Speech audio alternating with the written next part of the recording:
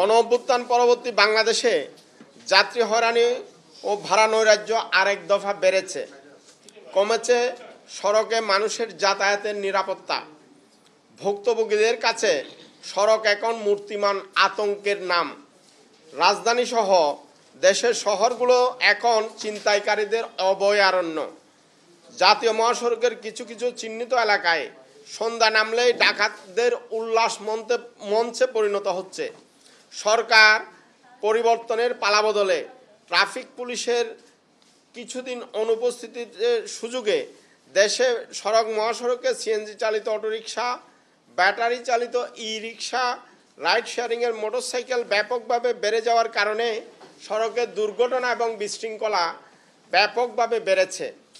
দূরপাল্লার বাসে মফস্বলের যে কোনো এলাকা থেকে যে কোনো নগরীতে ভোর ও গভীর রাতে নামলেই ভীতি এবং আতঙ্কের মধ্য দিয়ে বাসায় ফেরেন যাত্রী সাধারণ। বিগত সরকার পরিবহন পরিচালনায় অদূরদর্শিতার কারণে দেশের নাগরিকেরা প্রতিদিনের যাতায়াতে নানামুখী ভোগান্তি পোহাতে হচ্ছে।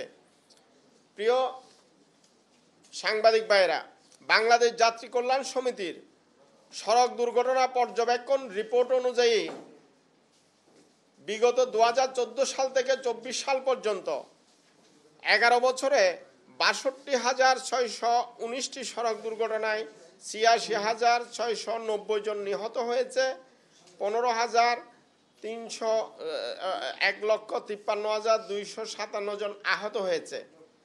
বিশ্বব্যাংকের হিসাবে অসহনীয় যানজটে প্রতিদিন কেবল শুধুমাত্র রাজধানীতে 32 লক্ষ কর্মঘণ্টা নষ্ট হয়, যার আর্থিক ক্ষতি 98,000 কোটি টাকা। এইসব যানজটে জ্বালানি অপচয় হচ্ছে 11,000 কোটি টাকার। স্বাস্থ্য বিশেষজ্ঞদের মতে দীর্ঘ যানজটের সময়ে আর্থিক ক্ষতি এবং আর্থিক ক্ষতি হিসেবে আসলেও যাত্রী সাধারণের শারীরিক এবং স্বাস্থ্যগত ক্ষতি আরও বেশ কয়েক গুণ বাড়তে পারে। দীর্ঘ যানজটে পড়ে নাগরিকদের মেজাজ খিটখিটে হয়ে যাচ্ছে, উদ্বেগ বাড়ছে, রোগ প্রতিরোধ ক্ষমতা কমে যাচ্ছে, উচ্চ রক্তচাপ, ফুসফুস ক্যান্সার, শ্বাসকষ্ট, কিডনি, হৃদযন্ত্র, প্রজননতন্ত্র ক্ষতিগ্রস্ত হচ্ছে। রাজধানীতে যানজটের তীব্রতা দিন দিন প্রকট হচ্ছে। মারাত্মক শব্দ ও বায়ু দূষণ বাড়ছে। এতে যাত্রীদের শারীরিক ও মানসিক স্বাস্থ্য ঝুঁকি চরমভাবে বাড়ছে। নিয়মিত যানজটে বিরক্তি থেকে মানুষের সংসার ভাঙার ঝুঁকি বাড়ে 50% পর্যন্ত। শিশুদের বুদ্ধিমত্তা বিকাশ, স্নায়ুবেগ ক্ষতির অন্যতম কারণ অতিরিক্ত যানজট বলে মনে করেন চিকিৎসাবিদরা। অপরাধ বিজ্ঞানীদের মতে বর্তমান টিনেজদের বিপদগামিতা, বিশেষ করে মম সংস্কৃতি, যানজট, শব্দ দূষণ এবং বেকারত্বকে প্রধান কারণ বলে মনে করেন তারা। এইসব সমস্যা থেকে মুক্তির লক্ষ্যে 2018 সালে নিরাপদ সড়কের দাবিতে দেশের ইতিহাসে সাড়া জাগানো সর্ববৃহৎ নাগরিক আন্দোলনের পরে বিগত আওয়ামী লীগ সরকার সড়ক পরিবহনের নতুন আইন করলেন।